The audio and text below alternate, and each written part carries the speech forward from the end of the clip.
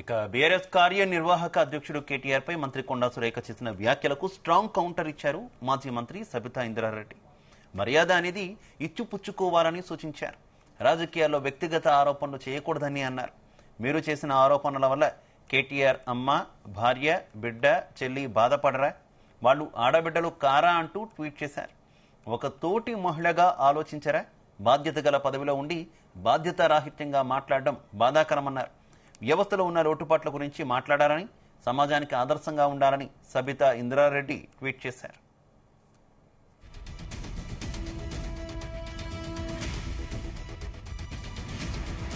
ఇక సబిత ట్వీట్ కు సంబంధించి మరింత సమాచారం మా బ్యూరో చీఫ్ నరేందర్ అందిస్తారు. నరేందర్.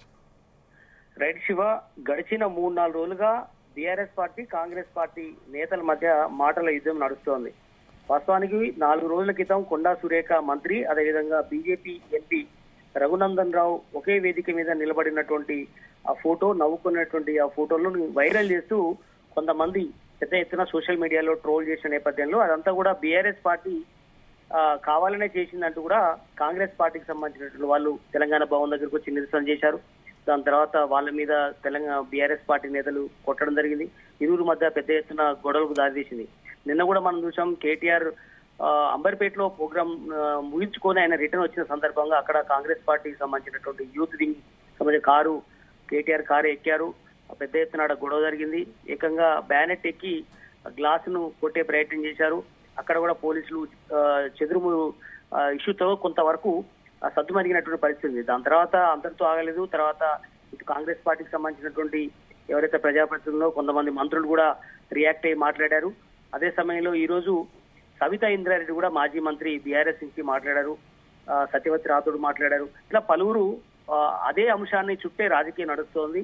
ప్రధానంగా సబితా ఇంద్రారెడ్డి ప్రత్యేకించి కొండా సురేఖను ఉద్దేశించి మాట్లాడారు. కొండా సురేఖ కూడా ఘాటుగానే కేటీఆర్ ని వ్యాఖ్యానించింది. దానికి నిరసనగా ఈ రోజు ఆమె ప్రెస్ మీట్ పెట్టి మర్యాద అనేది ఇచ్చిపుచ్చుకోవాలి తప్ప ఒక్కరి సైడ్ ఉండదు, రాజకీయాల్లో వ్యక్తిగత ఆరోపణలు అనేవి చేయకూడదని కూడా ఆమె సూచించారు. మీరు చేసిన ఆరోపణ వల్ల కేటీఆర్ అమ్మ కావచ్చు, వాళ్ళ భార్య కావచ్చు, బిడ్డ కావచ్చు, చెల్లి కావచ్చు, వీళ్ళందరూ కూడా బాధపడతారు కదా అంటూ కూడా ఆమె ట్వీట్ చేశారు.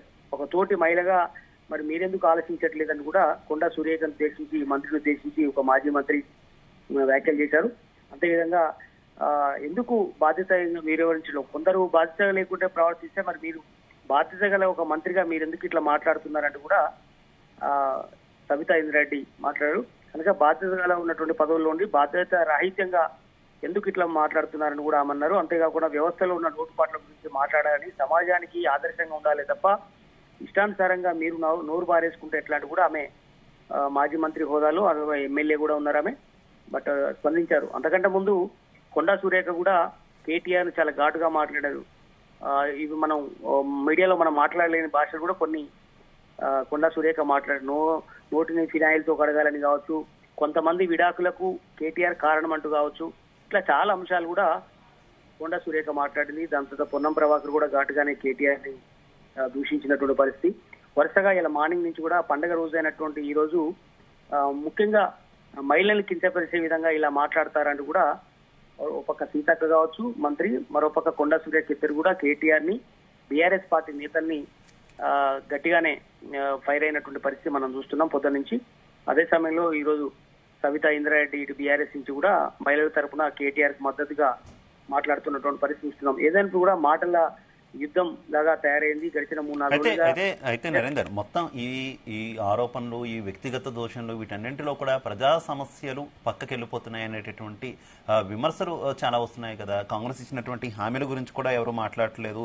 ప్రభుత్వ ట్రాప్లో విపక్షం కూడా పడుతుంది. ఇది ఇలానే కంటిన్యూ అవుతుంది అనేటటువంటి విమర్శలు వినిపిస్తున్నాయి. ఏమనుకోవాలి నరేందర్? ఎగ్జాక్ట్ శివ, ఎందుకంటే మీరు అన్నది వాస్తవం. ఓ పక్క హైడ్రా ఇష్యూ నడుస్తుంది. పేద మధ్యతరగతి వాళ్లకు ఇబ్బంది సీరియస్ గా తీసుకొని ముందుకు తీసుకెళ్లే ప్రయత్నంలో నిన్న మొన్న గడిచిన 4 రోజులుగా కూడా హరీష్ రావు, కేటీఆర్ హైడ్రా ఇష్యూని పెట్టుకొని పెద్ద ఎత్తున ప్రభుత్వం మీద ఎదురుదాడి చేయడం కావచ్చు, అంతకంటే ముందు రుణమాఫీకి సంబంధించిన ఇష్యూ కావచ్చు, ఏదో ఒక ఇష్యూని తీసుకొని బీఆర్ఎస్ పార్టీ ప్రభుత్వం మీద పెద్ద ఎత్తున నిరసన కార్యక్రమాలు చేస్తూ వచ్చింది. కానీ ఆల్ ఆఫ్ సడన్ గా ఈ ఇష్యూ ఎప్పుడైతే రఘునందన్ రావు, కొండా సురేఖ ఇష్యూ ఎప్పుడైతే ట్రోల్ జరిగాయో దాని తర్వాత మళ్ళీ అసలు విషయం పక్కదారి పట్టింది. ప్రభుత్వ అంశాలు కావచ్చు, లేదంటే హైడ్రా ఇష్యూ కావచ్చు, లేదంటే రాష్ట్రంలో ఎన్నో అంశాలు ఉన్నాయి. చాలా మధ్యతరగతి ప్రజలు కావచ్చు, లేదంటే రైతులకు సంబంధించిన ఇష్యూస్ కావచ్చు, ముఖ్యంగా ఎన్నో అంశాలు ఉన్నాయి. అలాంటి అన్ని కూడా గాలికి వదిలేపరిచి ఒక పక్క వర్షాలతో చాలా మంది ఇబ్బందులు పడుతున్నారు.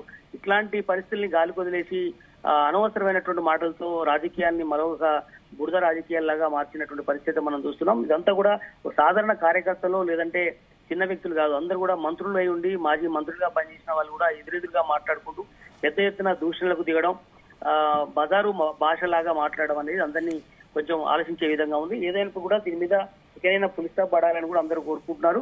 బట్ ఇది వ్యక్తిగత దూషణల వైపు వెళ్ళాయి. రాజకీయ దూషణల నుంచి ఫ్యామిలీని కూడా ఎంటర్ చేయడంతో పెద్ద ఎత్తున జనాలందరూ ముక్కు మీద వేలేసుకునేటువంటి పరిస్థితి నెలకొంది. Shiva. Okay Narender, thank you.